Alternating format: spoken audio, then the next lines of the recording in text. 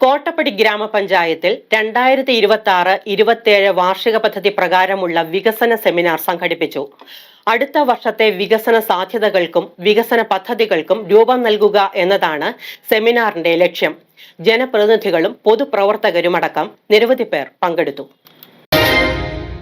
15 വാർഡുകളുള്ള കോട്ടപ്പടി ഗ്രാമപഞ്ചായത്തിൽ 2026-27 വർഷത്തേക്ക് വാർഷിക പദ്ധതി, പ്രദേശത്തിന്റെ സാമൂഹിക സാമ്പത്തിക പരിസ്ഥിതി വികസനം എന്നിവയെല്ലാം ലക്ഷ്യം വെച്ചുകൊണ്ടാണ് വികസന സെമിനാർ സംഘടിപ്പിച്ചത്. അടുത്ത ഒരു വർഷത്തേക്കുള്ള വാർഷിക പദ്ധതിയുടെ രൂപരേഖ തയ്യാറാക്കുന്നതിന് മുന്നോടിയായി സംഘടിപ്പിച്ച seminar Kothamangalam block panchayat president Jessy Saju ഉദ്ഘാടനം ചെയ്തു. ഒരു കരട് രൂപപ്പെടുത്തി ആ രൂപത്തിന്റെ അടിസ്ഥാനത്തിൽ അത് ജനങ്ങളിലേക്ക് ഷെയർ ചെയ്തുകൊണ്ട് ഇന്ന് വികസന സെമിനാറിൽ അതിന് അന്തിമ രൂപം കൊടുക്കുകയാണ്. ഇനി അടുത്ത പഞ്ചായത്ത് കമ്മിറ്റിക്ക് ശേഷം ഈ പദ്ധതി DPCക്ക് സമർപ്പിക്കുന്ന സാഹചര്യത്തിലാണ് എത്തി നിൽക്കുന്നത്. വികസനകാര്യ സ്റ്റാൻഡിംഗ് കമ്മിറ്റിയുടെ ചെയർമാൻ MK എൽദോസേട്ടൻ ഇവിടെ സ്വാഗതം പറഞ്ഞപ്പോൾ പദ്ധതികളുടെ വിശദാംശങ്ങൾ സംസാരിക്കുകയുണ്ടായി. നമുക്ക് എല്ലാവർക്കും അറിവുള്ളതുപോലെ കോട്ടപ്പടി ഗ്രാമപഞ്ചായത്ത് ഒരു കാർഷിക മേഖലയാണ്. അതുകൊണ്ട് കാർഷിക മേഖലയ്ക്ക് ഊന്നൽ കൊടുത്തുകൊണ്ടാണ് കോട്ടപ്പടി ഗ്രാമപഞ്ചായത്ത് വികസന സെമിനാറിലേക്ക് കരട് രൂപത്തിന് പ്രാധാന്യം കൊടുത്തിട്ടുള്ളത് എന്നാണ് എനിക്ക് മനസ്സിലാക്കാനായിട്ട് സാധിച്ചിട്ടുള്ളത്.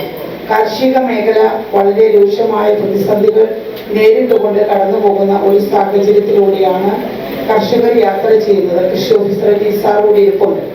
നമുക്കറിയാം, ഏറെ പ്രതിസന്ധി ഘട്ടങ്ങളിലൊക്കെ അവരെ ചേർത്ത് നിർത്തിക്കൊണ്ട് ത്രിതല പഞ്ചായത്ത് സംവിധാനം മുമ്പോട്ട് പോയാൽ മാത്രമാണ് ഇപ്പോൾ അവരെ നമുക്ക് ഒരു പരിധി വരെ സഹായിക്കുവാനായിട്ട് സാധിക്കൂ.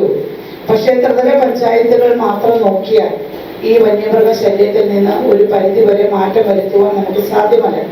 MPയും MLAയും ത്രിതല പഞ്ചായത്തും ഒക്കെ ഒരുമിച്ച് നിന്ന് പദ്ധതികൾ ഏറ്റെടുത്ത് മുമ്പോട്ട് പോയാൽ മാത്രമാണ് അതിനൊരു പരിഹാരം കാണുവാനായിട്ട് നമുക്ക് സാധിക്കൂ.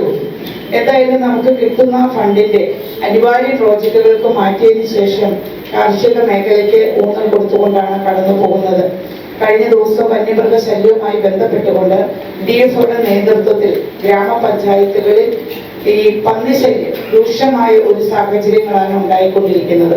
തിരുവനന്തപുരത്തും അതുപോലെ തന്നെ ജില്ലയിൽ വെച്ചുണ്ടായ മീറ്റിംഗിൽ DFO അടക്കമുള്ള സീസണുകൾ കോട്ടപ്പടി ഗ്രാമപഞ്ചായത്ത് പ്രസിഡന്റ് ഉമേഷ് ശിവകുമാർ അധ്യക്ഷത വഹിച്ചു. ബ്ലോക്ക് പഞ്ചായത്ത് മെമ്പർമാരായ ബിനോയ് പുളിനാട്ട്, CM ബേബി, കോട്ടപ്പടി ഗ്രാമപഞ്ചായത്ത് വൈസ് പ്രസിഡന്റ് റംല മുഹമ്മദ്, ക്ഷേമകാര്യ standing committee chairperson Shiji Chandran, ആരോഗ്യ വിദ്യാഭ്യാസ standing committee chairperson Priya Sabu, Binu MK, panchayat secretary Jayasree R തുടങ്ങിയവർ സംസാരിച്ചു. അതോടൊപ്പം തന്നെ മറ്റ് റോഡുകൾ പുതിയ റോഡുകൾ ആസ്തിയിലേക്ക് വരുത്താത്തതുണ്ട്.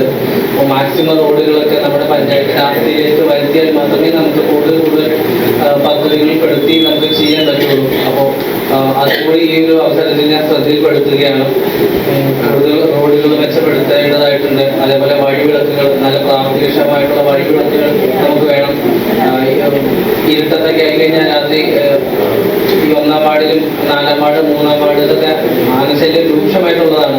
അവിടെയൊക്കെ വെട്ടമില്ലെങ്കിൽ തന്നെ ഒരു സന്ധ്യ കഴിഞ്ഞാൽ തന്നെ ആൾക്കാർ ഒരുപാട് പ്രശ്നങ്ങൾ അഭിമുഖീകരിക്കുകയാണ്.